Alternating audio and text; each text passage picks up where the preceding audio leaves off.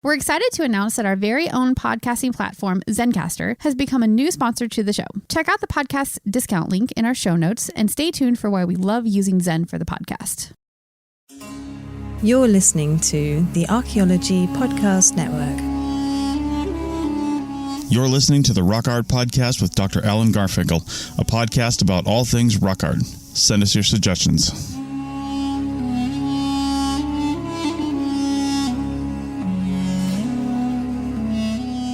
Hello and welcome to the Rock Art Podcast, episode 12, with Dr. Alan Garfinkel. Today, the good doctor interviews Rick Colman about geoglyphs. From small to massive stone structures, geoglyphs are amazing, and Rick Colman has done some great research on them.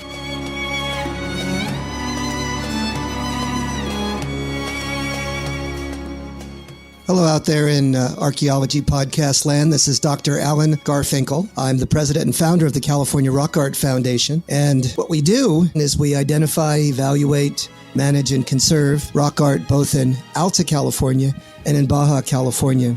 We conduct field trips, we have trainings, exercise, we do research, and in every way possible, we try to preserve, protect, and coordinate treasures of Alta and Baja California rock art, of which there are many and diverse.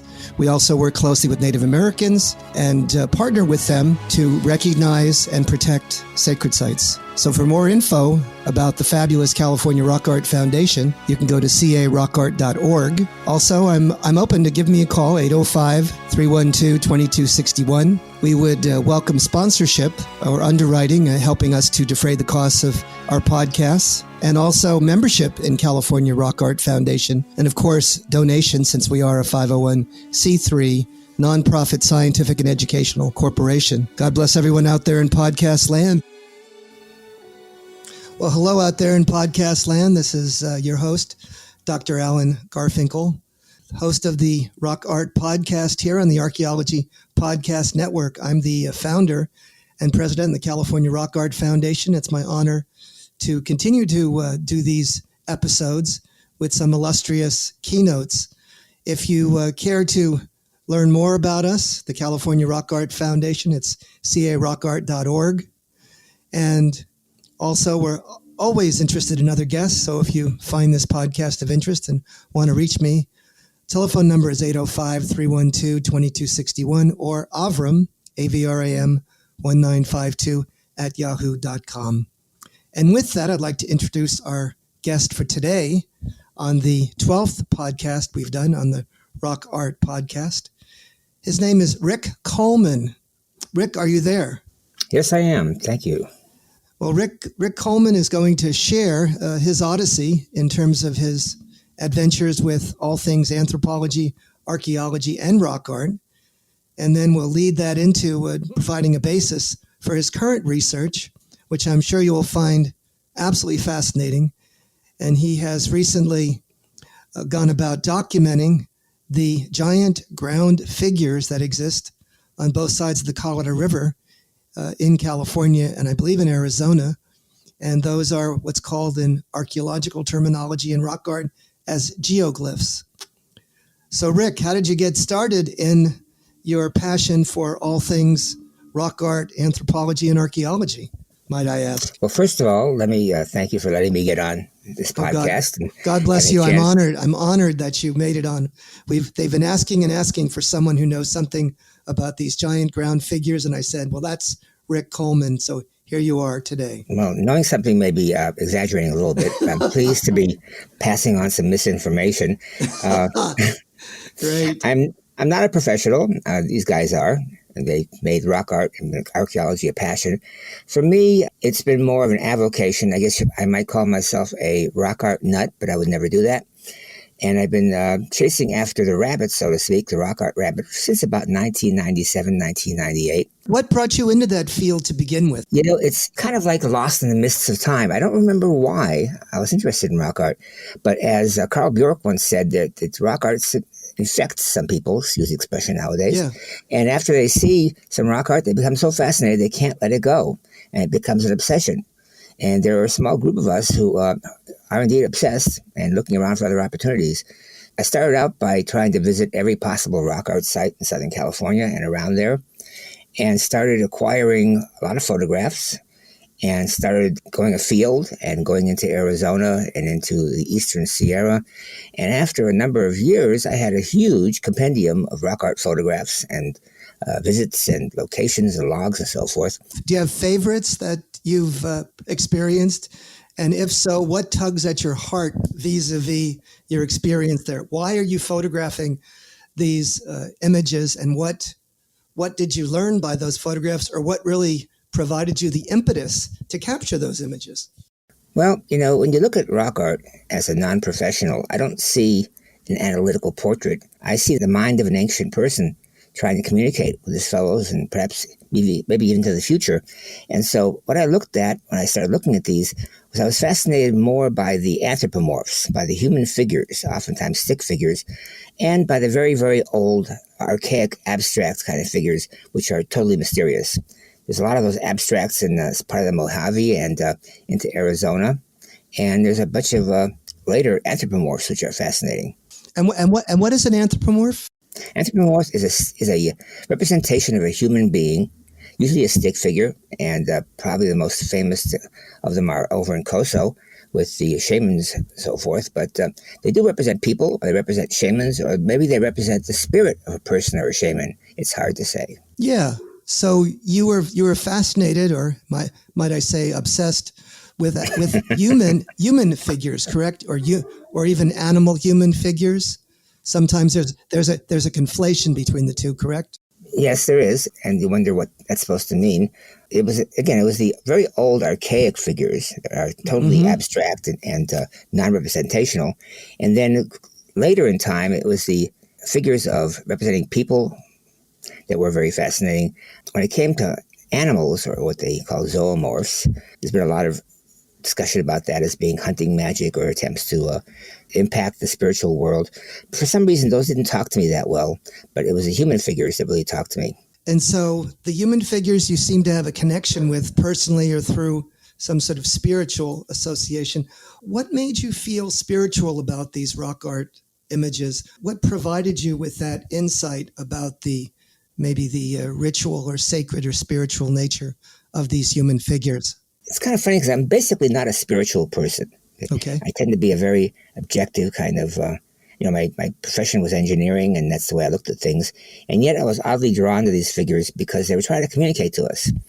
And I'm not sure if anyone actually really knows what they're supposed to be communicating.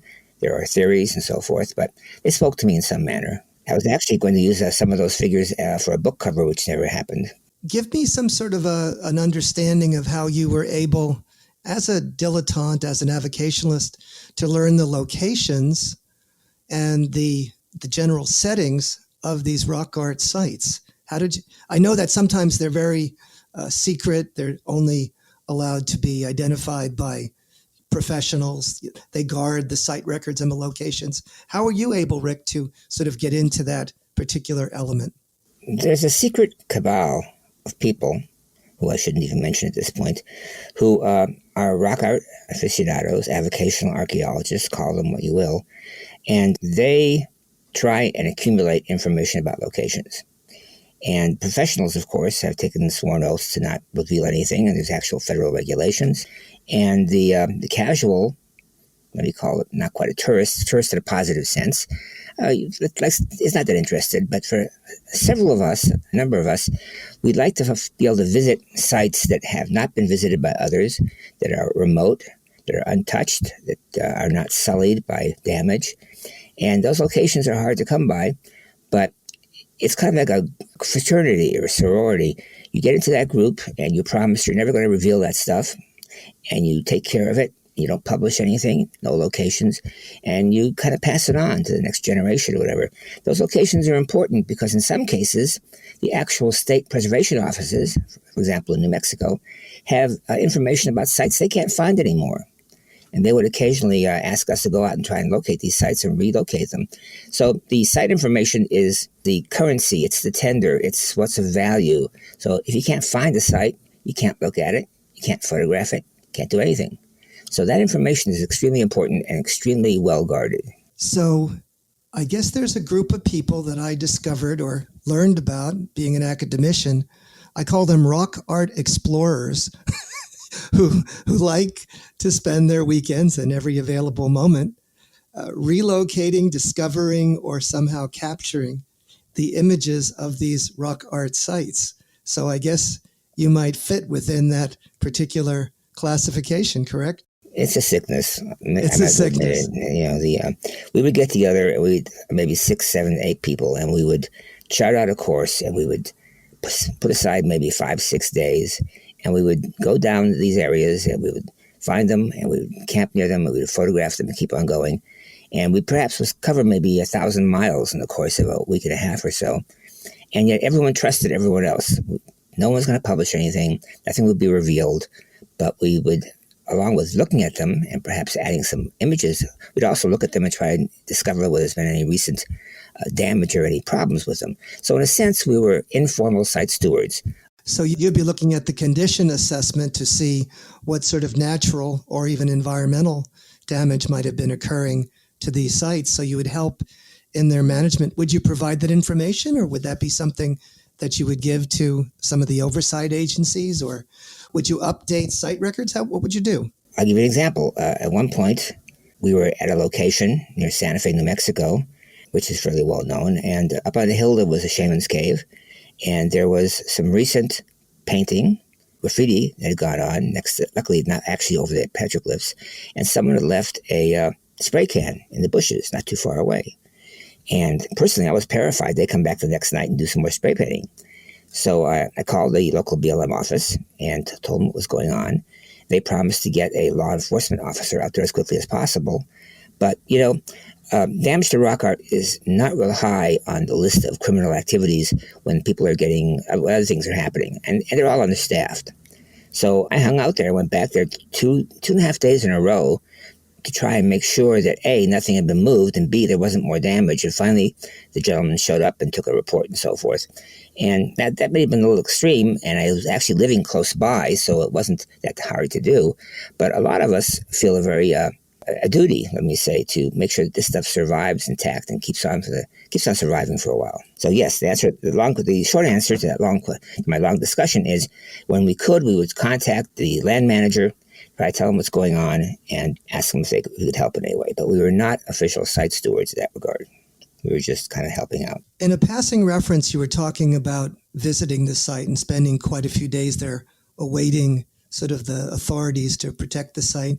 And you mentioned that this might have been a shaman's cave. Could you help me understand what a shaman is and why you might possibly interpret at one level that this might be a place for shamans or shamanic activity, and what that means? Well, Dr. Gold, you are the expert in that area, certainly, so you're in a better position than I am. But in that regard, it looked like it was a place that had been occupied for a while. There were some petroglyphs on the outside of the cave, close to the entrance. There was some evidence of some paint, pictographs on the inside. There was also some burn marks from fires that had taken place, and most likely from, let me say, cowboys or settlers that come afterwards to use that as a shelter. This is maybe 50 yards up the side of the hill. We had a good path, but fairly vertical. And you could imagine that there was a village site or habitation site near a creek not too far away, and that the shaman, I think, and you'll have to correct me on this one, to preserve their authority and their supernatural powers within the community, would find a location where they would hang out and do their thing, trying to contact the underworld or the next world. What specific images did you see on that particular cave, both from petroglyphs and pictographs? Paint us a word picture, if you would. Well, I'm not sure I remember them all that well. What I do remember is going up there with a backpack with some ammonia and some water and a couple of large toothbrushes, and sitting there trying to scrape the paint away from the areas that had not been actually painted into the petroglyphs. Any of the paint that got into the grooves, they hired professionals to go in and do that. But if there was some paint or other markings that were not too close to the actual rock art, we would try to help out by getting rid of some of that stuff. But you never get rid of all of it. There's always a little bit of paint lying there in the rocky substrate, and you just can't get it all. It's kind of a shame. What organizations did you find were most beneficial to you in terms of sort of developing these relationships you needed to find others who are kindred spirits in rock art? Well, first of all, the California Rock Art Foundation has been a really great organization. Finally, you guys have put together something for Californians, so we don't have to go out of state to Utah or someplace else to participate. So that's been good.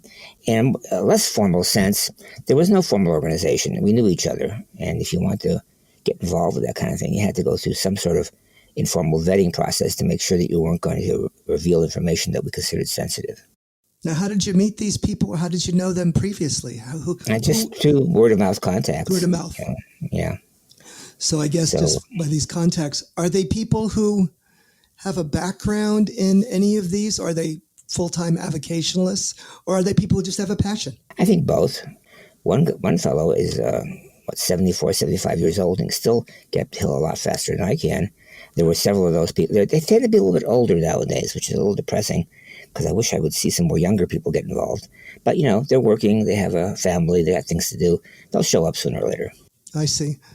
And are these trips typically driving trips, or are they hiking trips, or a combination of both? And how does that work out in terms of... I haven't been on one for a while, and there haven't been any for a while, which is a little distressing. But typically, there was the contingent of hikers, and they get out there and they would get to spots and locations that you couldn't get a vehicle to. And there was a people like me who like to drive close and then not have to work too hard. And so it was all over the map. A lot of them were monster hikers that like to cover a lot of ground. Yeah, some of the A1 hikers. So you've done this kind of activity in California, in the American Southwest, in New Mexico, perhaps parts of the Great Basin as well? I've probably been in 10 Western states. Oh, my word. And Baja, and in the UK for some extent. And I used to say, I think I visited more than 500 sites. I used to say I could remember every single one of them. Oh, my word. Maybe not so much now. I have to write things down. Well, we got a minute remaining before this segment. Okay.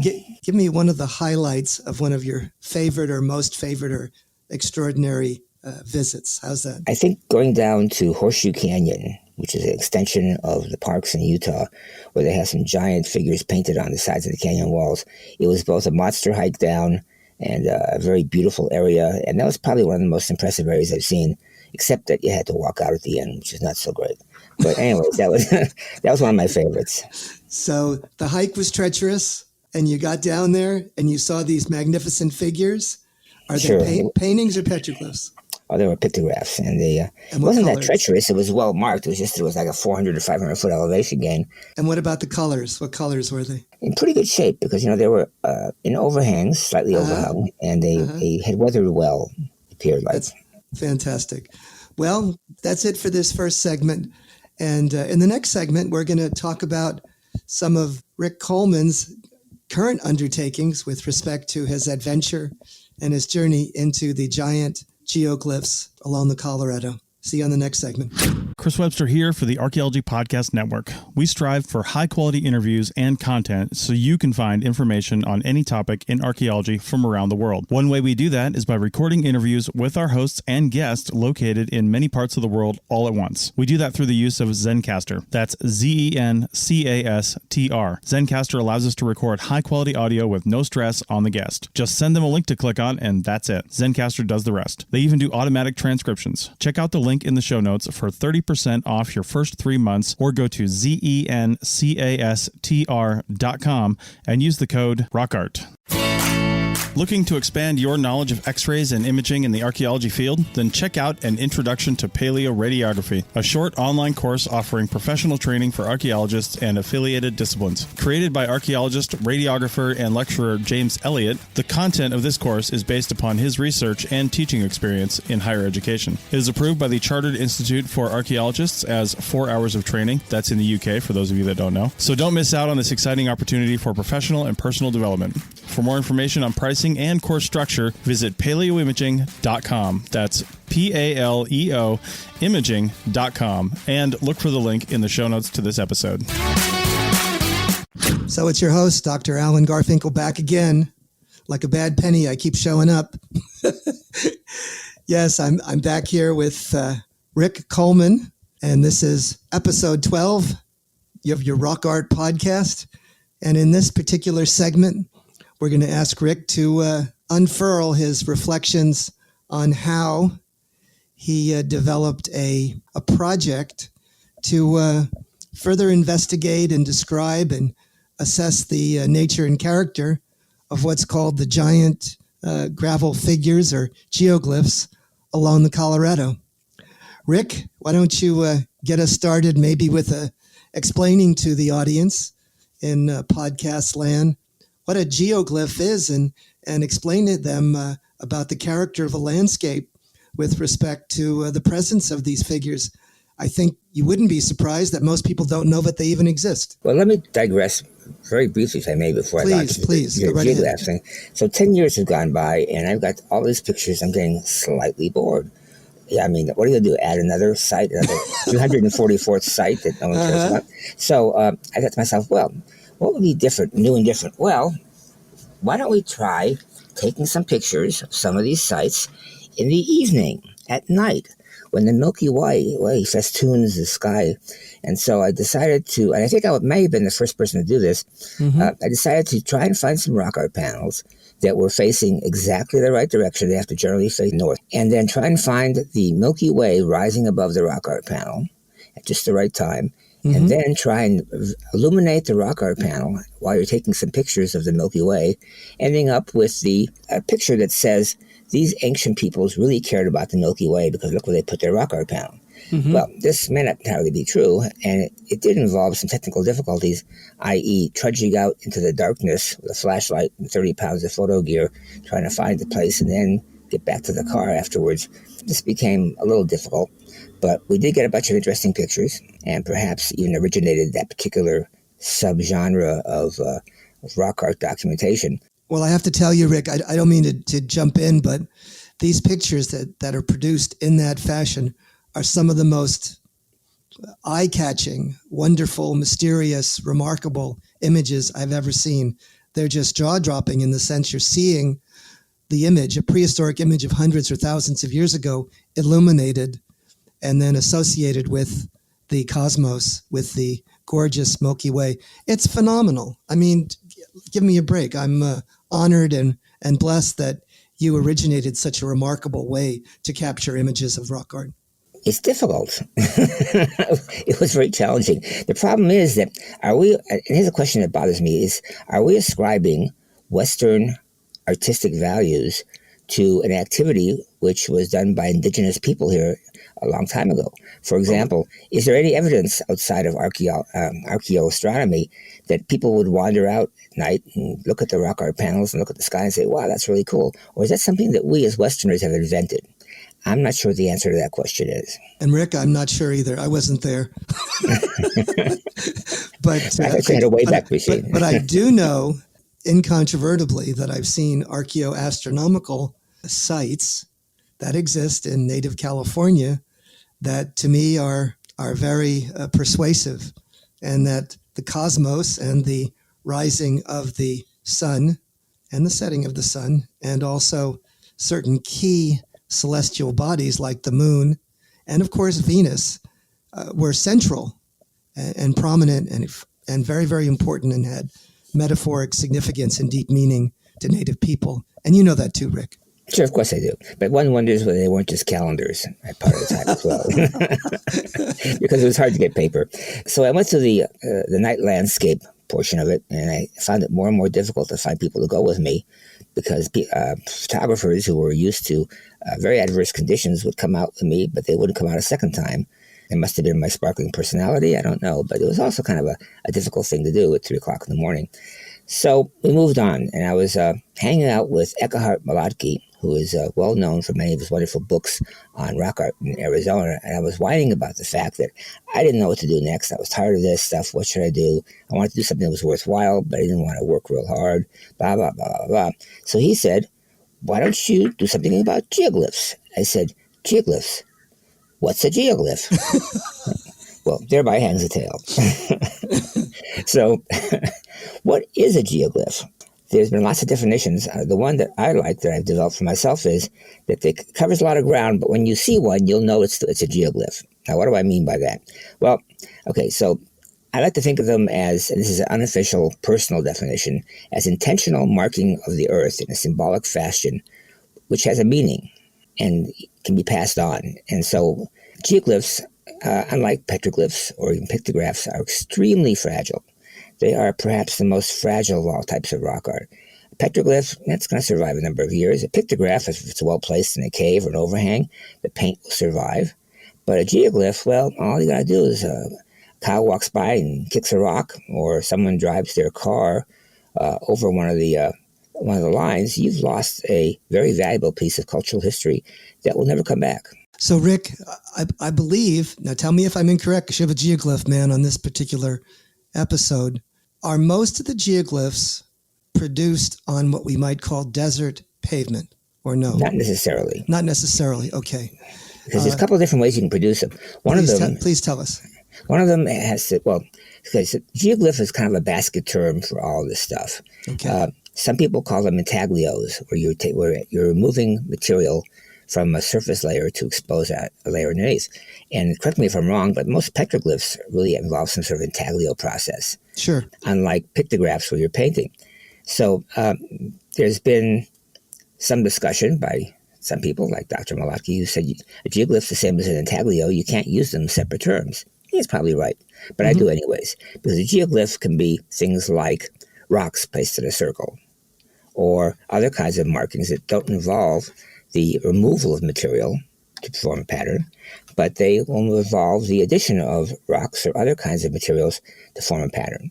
So you have the geoglyph as a basket term, you have the intaglio as a method of removing material, and then along with that there's rock alignments, which again are trails which are marked by placement of rocks and other materials, and a few other kinds of general ways of denoting these. Well, I do believe that at least some of them certainly are in the intaglio arena, in that there's a phenomenon called a desert pavement.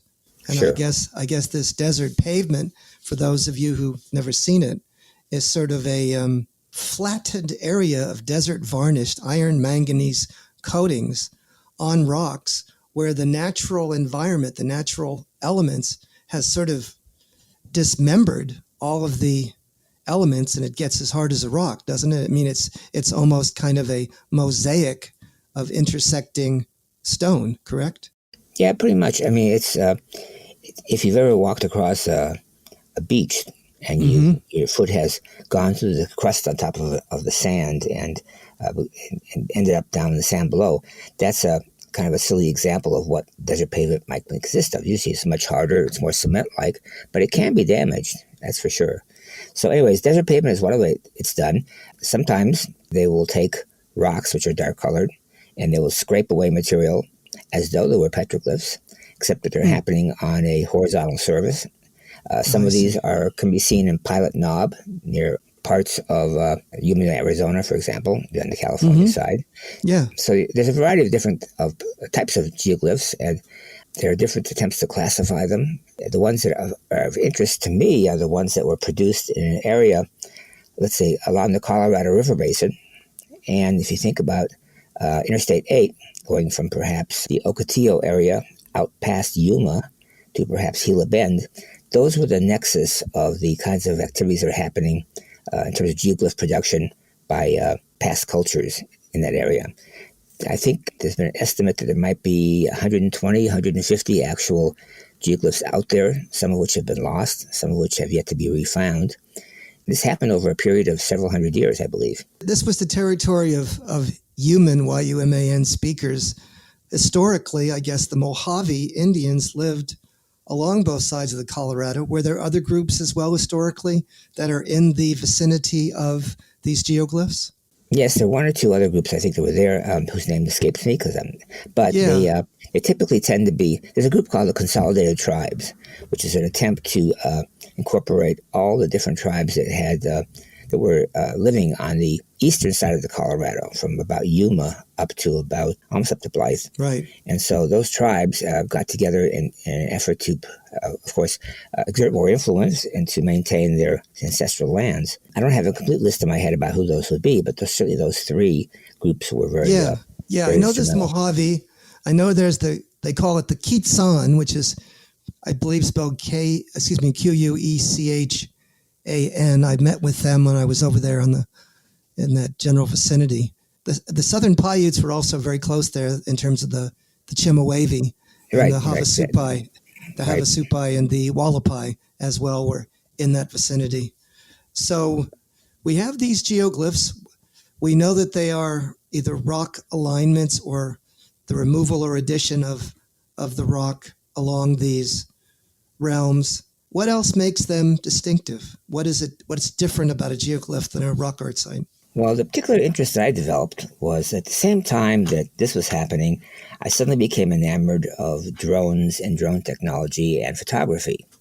And then I discovered that in the early 1980s, Harry Casey and the archaeologists he worked with out of Ocotillo were photographing these geoglyphs and trying to develop a record of them. So Harry Casey would get into his 1946 Piper Cub. He would take off with the other gentleman with him. They would fly over these geoglyphs at relatively low altitudes, that being maybe 1,000 feet or less. They would cut a hole in the floor of their aircraft and they would take pictures. And so this became a really interesting archive of what these looked like in the late 70s and early 80s. And that's when they did it, 1970s, 1980s. Was that with J. von Werloff? Yes, that's who the other gentleman was. Right. Huh. And so is J. von Werloff and who's the other gentleman? Harry Casey. And is he the famous person for the association with the Great Mural Rock Art? He's the guy that flew the plane, and he financed that part of it. I see. And so he had an archive of photographs, a lot of them, that he then donated to the Desert Museum near Ocotillo. They actually have a facility now that's an archive of his photographs. And they published a very nice book called Geoglyphs of the Desert Southwest. And as I was looking at these, I thought to myself, well, that's very nice, but how have they changed in the last 35 or 40 years? How many photographs did they take, and how did you get access to that archive? David was kind enough, the director of the museum was kind enough to let me get access to it. And I started looking through the various photographs and trying to find ones that I could use as a baseline and then fly over with a drone, take some additional photographs, and then, in a true site steward fashion, compare and contrast the two photographs to try and catalog and perhaps even quantify how much damage had occurred in those intervening years. Were these photographs large, or were they small, or did they have enough detail for you to really assess the condition of them, or no? It varied. They were shooting primarily 35 millimeter full frame film and some 2 1/4, which record a lot of detail. I mean, back in the good old film days, there was a lot of stuff there. They were being scanned, and the weak link in this whole process is the scanning, because it's you need high resolution scanning, and it takes a while. But in general, the photographs were good, and it was possible to fly over some of these same geoglyphs, compare the recent photographs with the old ones, adjust the scale so it was similar, and you could say, hey, this guy is missing a foot. What happened to the head on this? How many geoglyphs and how many photographs did you have to evaluate the database and to use for your new condition assessment on these geoglyphs? We've probably covered 50 sites, I would say. Okay. And how many photographs were there of those sites? Well, what we typically would do would be we would launch a drone, and we would be taking pictures continuously, and usually in groups of 5. And then we would take those and we would process them to bring out higher resolution details about them. So we had a fair number of photographs. We discovered that the time to do this is morning or late afternoon. You don't want to go up there at 12 o'clock noon because you lose all your contrast. And so we learned various tricks along the way. We also used some mapping software to try and develop some better maps of this location. And we even went out at night to the Bryce and Taglios, and I tried to do a couple of those when no one was looking. But so we had some interesting database, and it turns out with a preliminary non-quantitative look that a lot of those sites have suffered damage. Oh, of course. I would think so. How many years has it been since those original photographs were taken? 40 years, but if you think about it, 40 years isn't that 40 long. years. Yeah, well, but 40 years, there's been so many people and so much activity and so much change, natural change, cultural change, et cetera, et cetera. So, well, luckily, a lot of them are fenced, and that helps a lot. Let me stop us there because I really want to get into the details of this and some of your discoveries and your details. But I think we've gotten a sense of what a geoglyph is and what you were doing there. But I think we'll get into greater detail in the next segment about what the methodology was that you used to capture these photographs and how you compared them. So see you on the flip-flop, gang. You may have heard my pitch for membership. It's a great idea and really helps out. However, you can also support us by picking up a fun t-shirt, sticker, or something from a large selection of items from our TeePublic store. Head over to arcpodnet.com/shop for a link. That's arcpodnet.com/shop to pick up some fun swag and support the show. America. We are endowed by our Creator with certain unalienable rights: life, liberty, and the pursuit of happiness. By honoring your sacred vocation of business, you impact your family, your friends, and your community. At Grand Canyon University, our MBA degree program is 100% online, with emphases in business analytics and finance to help you reach your goals. Find your purpose at GCU. Private, Christian, affordable. Visit gcu.edu. Okay, welcome back to the Rock Art Podcast on the Archaeology Podcast Network. This is episode number 12. We're in the last segment, and we're here with Rick Colman, who's speaking about his adventures and research into the giant geoglyphs, the intaglios, the gravel figures that exist along the Colorado, both in California and Arizona. Rick, give us a word picture of what these geoglyphs are all about.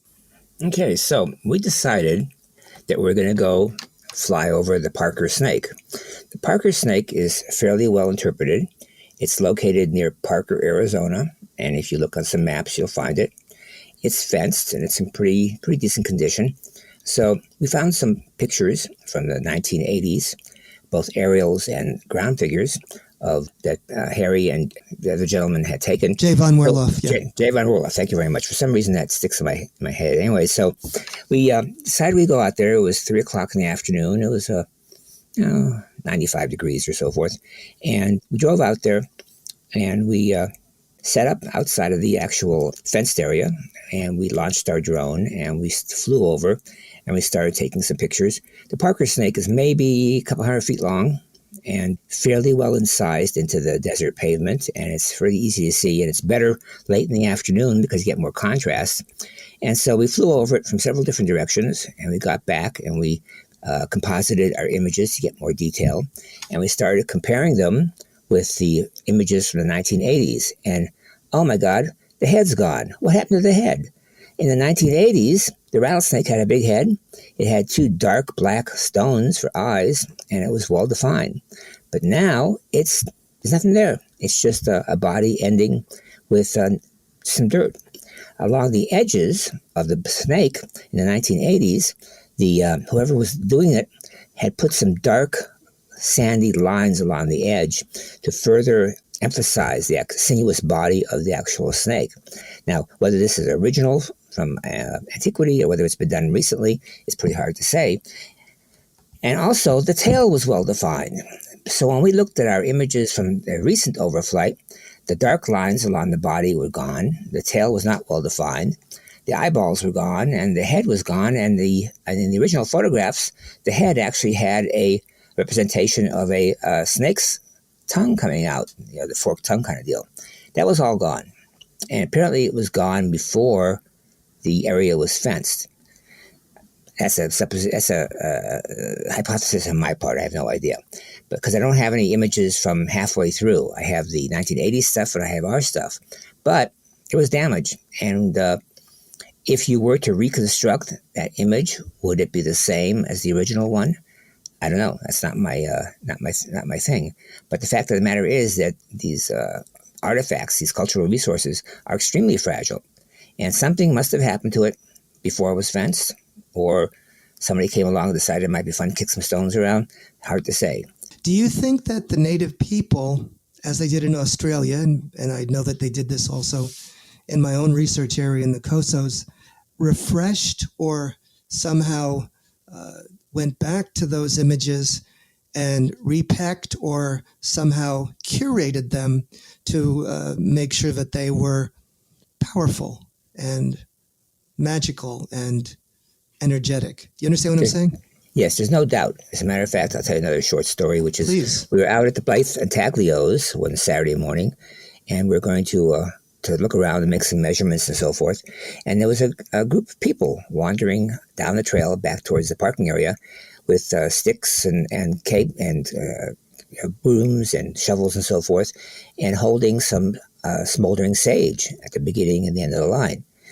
And it turned out that those people had been there doing a ceremony. They were from the consolidated tribes across the river, and they felt that they had a right to maintain those geoglyphs, the famous Blythe Intaglios, because they felt it was part of their cultural past.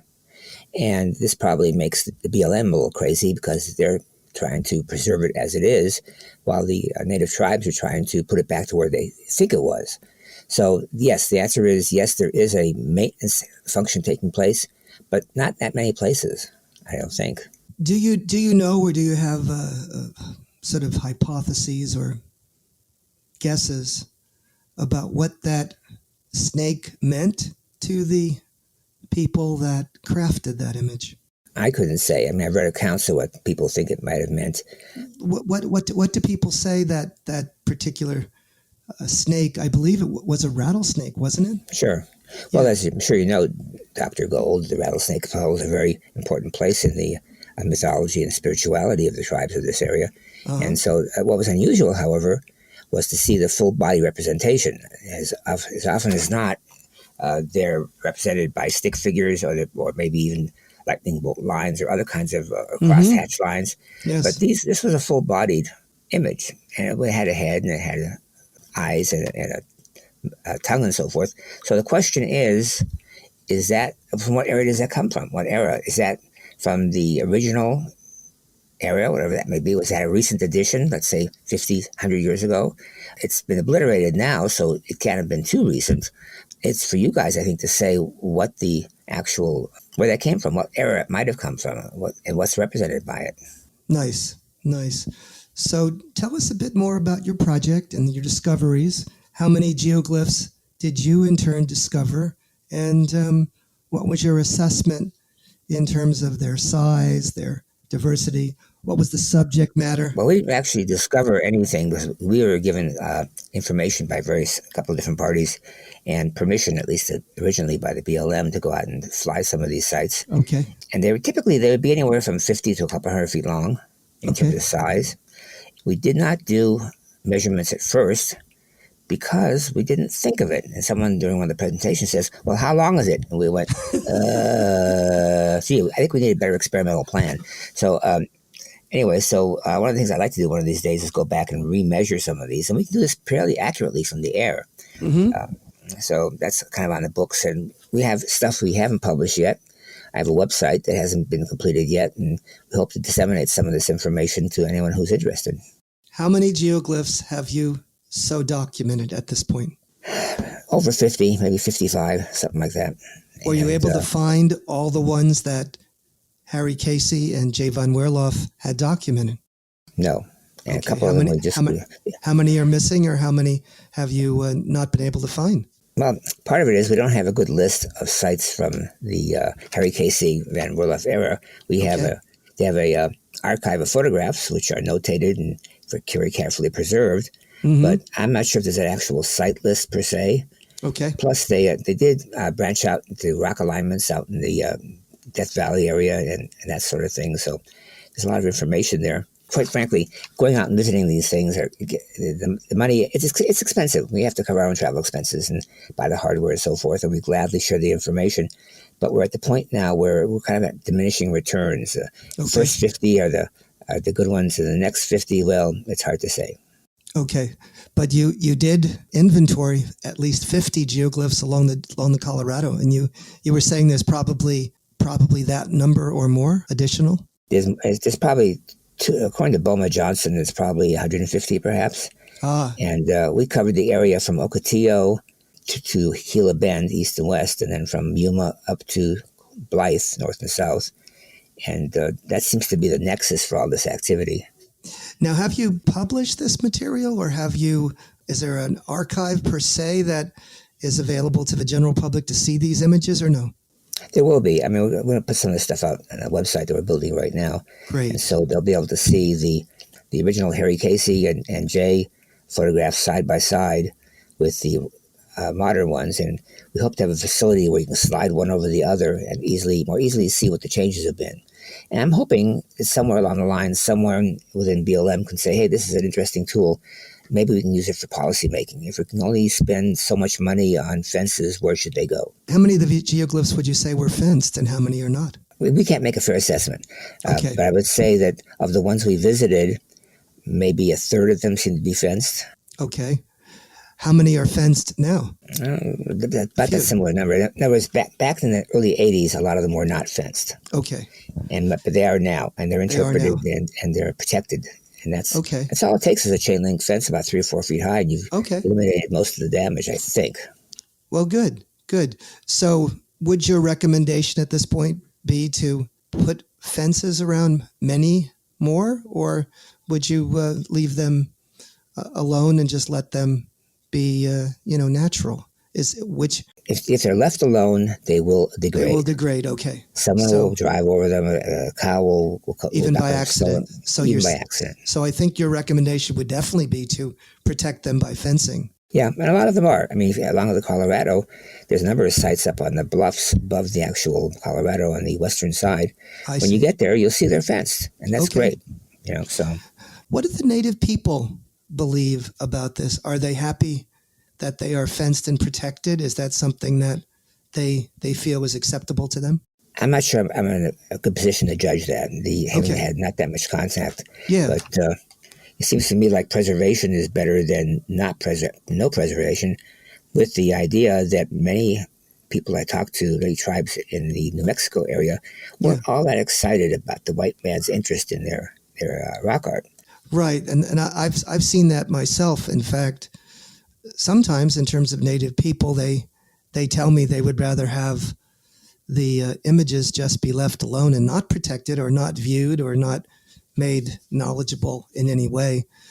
I would presume that the BLM has put interpretive signs occasionally so that people understand where they are and what is there. Is that correct? Sure. I mean, an obvious example of that is the Blythe intaglios, which are quite famous. But, if you go out to the Parker Snake or some areas around there's a sign, and it'll say monitored by site stewards and blah, blah, blah, blah, blah, in an attempt to let people know that people are looking at these areas, and please don't mess them up. They're really culturally significant. I see. Do they attempt to communicate the nature, the spirituality, the sacredness of these sites, and explain perhaps a bit more about the cosmology or the religious traditions associated with these images? Some of them do. Good. And it's welcome information, but you don't know if it's going to be changed 20 years from now, if some new information becomes available. Sure. But yeah, these meant something to somebody. They weren't just random marks. They weren't kids shuffling on a blackboard. Although I have to give you one final comment, which is that in some cases, stuff which it looks like it's intentional is not.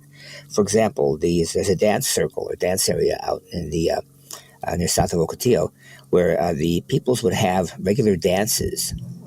200-300 people would show up and go through their dances, and as a consequence of that, they left tracks in the sand, in the dirt. Mm-hmm. And at first glance, you go, "Oh, wow, look at that! What does that design mean?" Well, what the design means is that several hundred people dance there every 3 to 4 weeks for 50 or 100 years, and they wore a design into the sand, which has about as much meaning, perhaps, as a line dance does for modern people. So it's not always something which is really super duper spiritual. Sometimes it's just an artifact. Interesting. And you know all this stuff. So well, no, I never heard anything about the dancers. That's fantastic. The only thing, I was honored and blessed to work with Boma Johnson early on in my career. Right. But I haven't seen him for decades.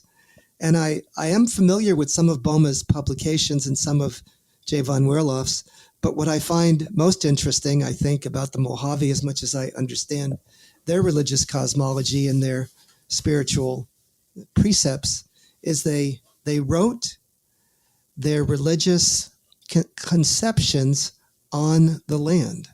So in other words, their cosmology, their worldview is represented in stone on the landscape. And that's probably a piece of the puzzle in terms of this extensive manifestation of these geoglyph pictures that exist along the Colorado. Perhaps you could share what the subject matter is. You mentioned there was a snake. Are there any other figures that we might understand, or are they all abstract? Actually, very few of them are abstract per se. They usually have, for example, the Blythe Taglios, which are quite famous.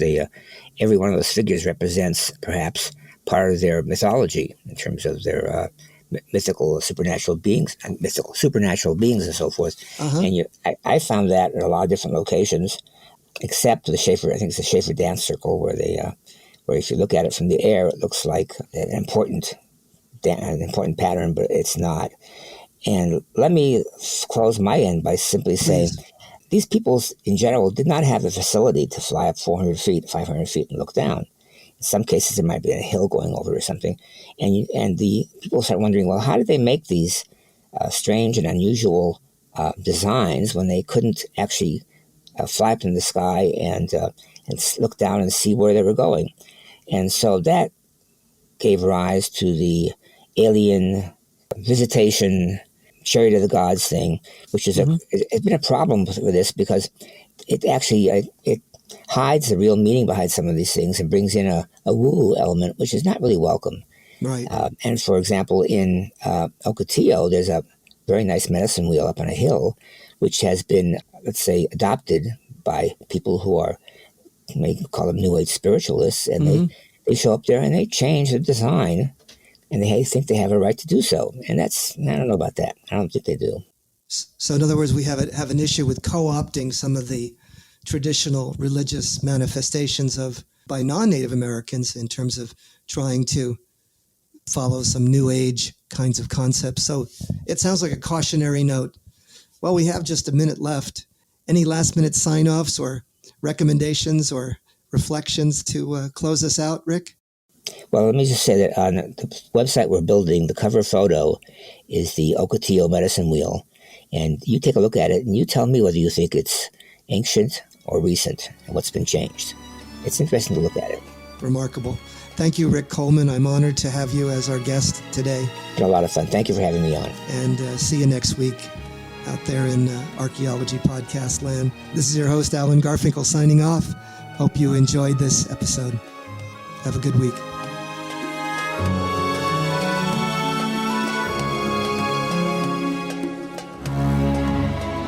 Thanks for listening to the Rock Art Podcast with Dr. Alan Garfinkel and Chris Webster.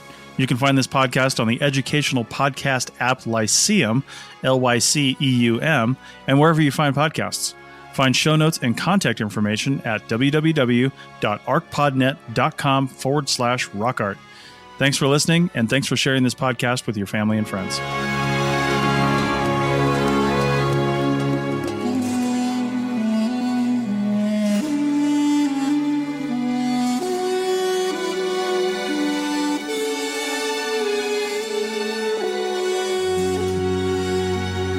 This show is produced and recorded by the Archaeology Podcast Network, Chris Webster and Tristan Boyle, in Reno, Nevada, at the Reno Collective. This has been a presentation of the Archaeology Podcast Network. Visit us on the web for show notes and other podcasts at www.arcpodnet.com. Contact us at chris@archaeologypodcastnetwork.com. Thanks again for listening to this episode and for supporting the Archaeology Podcast Network. If you want these shows to keep going, consider becoming a member for just $7.99 US a month.